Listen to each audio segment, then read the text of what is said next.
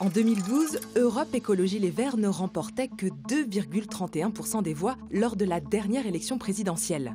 Et si les écologistes bénéficient d'une belle couverture médiatique, Europe Écologie Les Verts est peu présent au sein des institutions représentatives. À l'Assemblée nationale, seulement 9 sièges sont occupés par des députés verts. Le parti compte 6 sénateurs, 5 députés européens et une mairie remportée en 2014 à Grenoble. Ce mercredi soir, on connaîtra les résultats du premier tour de la primaire. La participation des écologistes à la présidentielle remonte à 1974. Un agronome, René Dumont, avait créé la surprise. À 70 ans, avec la fougue de la jeunesse, René Dumont ne fait pas campagne au sens commun du terme, il dérange. Si nous continuons notre développement acharné, notre pillage du tiers-monde, notre croissance sauvage, eh bien c'est l'effondrement total de notre civilisation avant la fin de ce siècle. Malgré ses fortes convictions, René Dumont n'aura pas convaincu les Français. Il n'obtiendra que 1,3% des voix. Et ses héritiers feront difficilement mieux.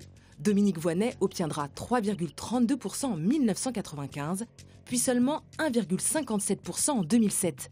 Faible résultat aussi pour Eva Joly en 2012, avec 2,31%. Seul Noël Mamère dépassera les 5% en 2002, un score inédit, occulté par les résultats du premier tour de la présidentielle.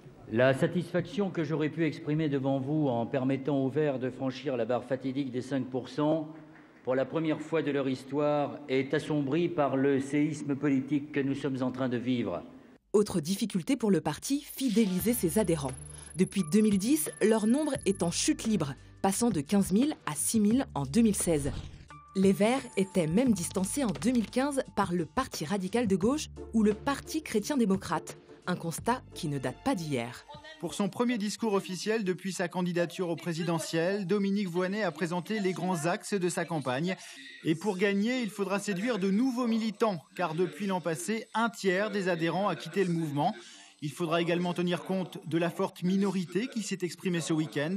30% des militants lui ont accordé son soutien.